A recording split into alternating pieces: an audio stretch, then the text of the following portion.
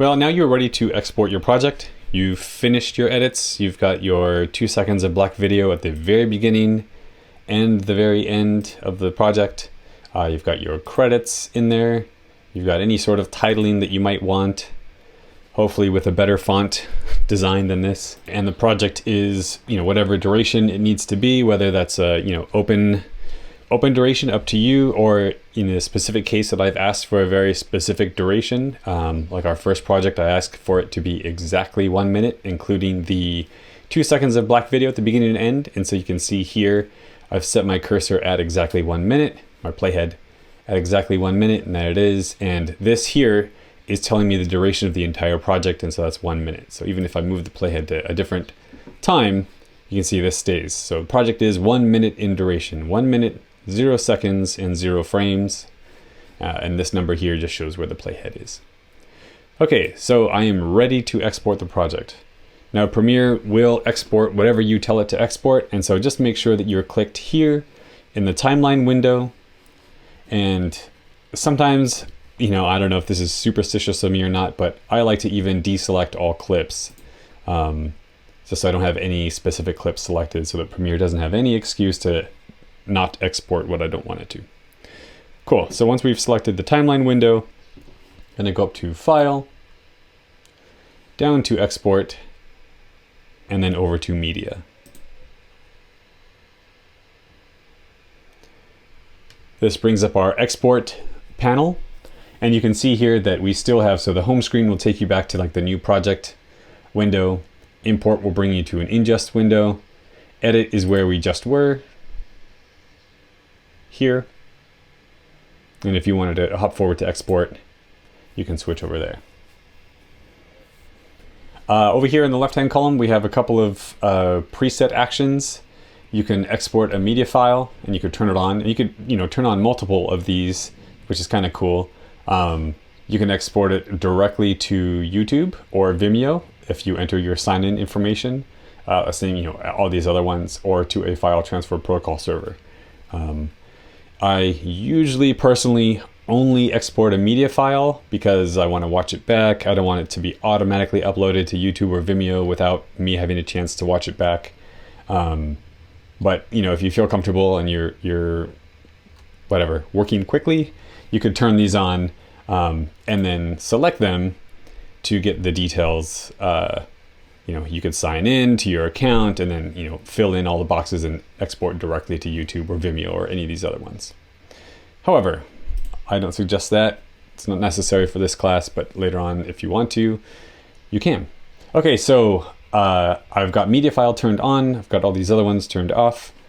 And kind of like when we made a new project, there's a lot of similar things. So file name, I'm going to call mine Composition Dana Olestad. And then location is super important. I can't tell you how many times I've quickly exported something and I forgot to double check the location, or better yet, assign the location, and I had no idea on my computer where to export it to. So click on that.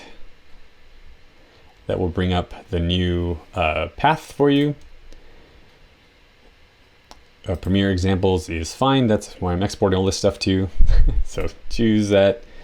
And then here, preset, we have a few choices. By default, if you're new to Premiere, you won't have these YouTube or Vimeo presets. You'll just have this high quality or match source. So if you want, for us, you can select match source adaptive high bitrate, or you could select high quality 1080 or 4K, whichever your camera is filming in. So I filmed this project on the iPhone 13, so that was filming in 4K. I think most likely everybody is going to have 4K, unless you've got maybe an older DSLR. In that case, you'll have 1080. That's totally fine. Anyways, so you do that. However, I really do like the YouTube presets, and we're going to be uploading to Google Drive, and Google owns YouTube, and Google Drive uses YouTube's player. And so let me show you how to add these presets to yours, just in case you don't have them. So if you scroll down to the bottom of this list, you'll get more presets. So go ahead and click on that. And that's going to bring up this window.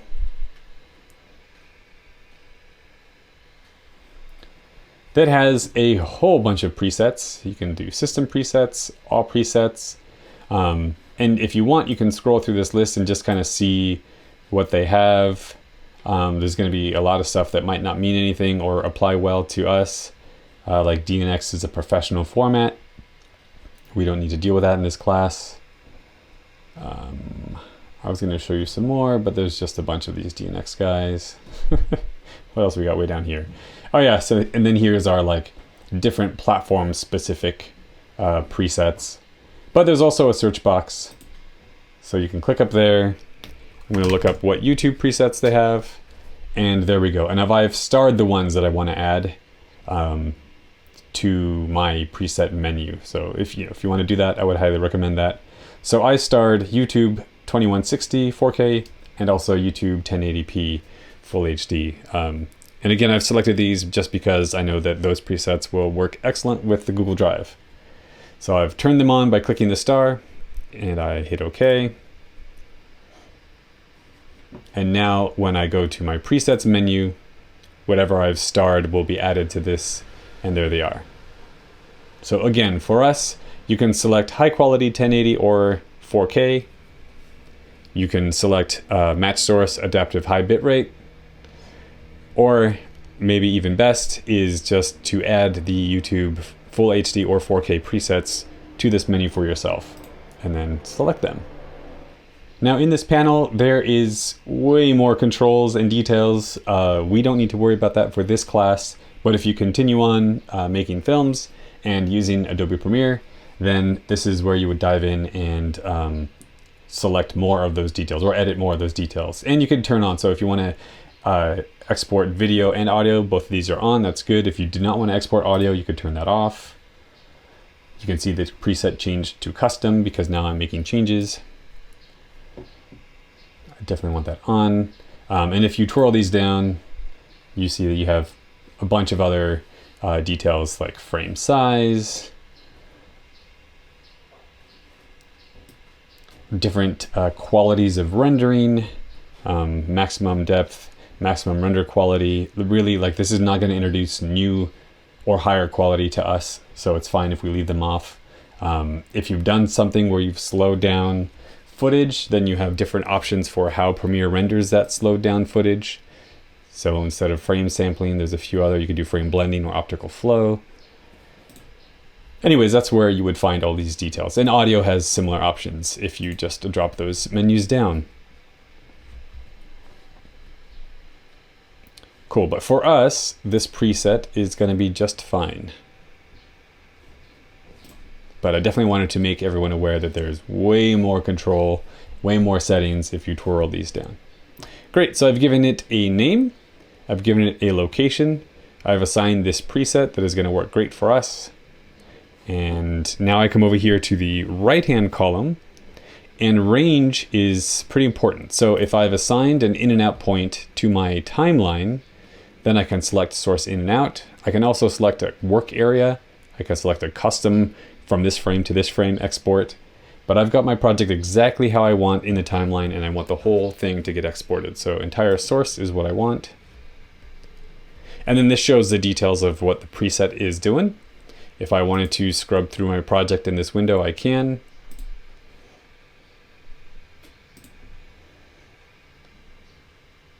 I could play it in this window if I can. And then at last we get to these two buttons down here, send to media encoder. That's if you wanted to queue up a bunch of export jobs. You could do that. It will export in the background if you do that. In this case, I just have this one that I want to export, so I will click export.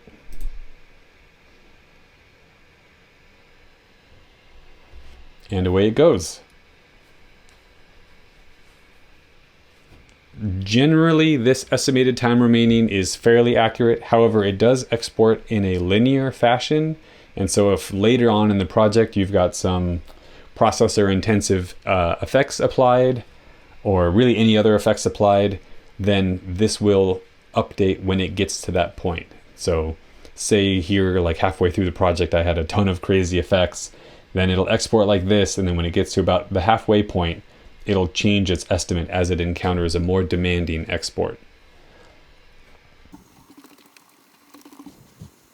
Okay, Premiere finished the export. We had a little blue notice that popped up down the bottom saying that it was all good. And the important thing, 200% important thing here, is to open the exported file and watch it through. In this project, I really don't have anything tricky going on for Premiere, but if you give Premiere a chance, it will do something weird and surprise you. So there's the exported file. Open it up in QuickTime Player and play it through. Watch your file all the way through from start to finish, just to make sure that everything is exactly as it should be. Those are some sharp looking credits. Anyways, once you've watched it all the way through, then you can take that file and drop it into your folder in our class folder, and then you can submit the link to that folder to the class in Canvas.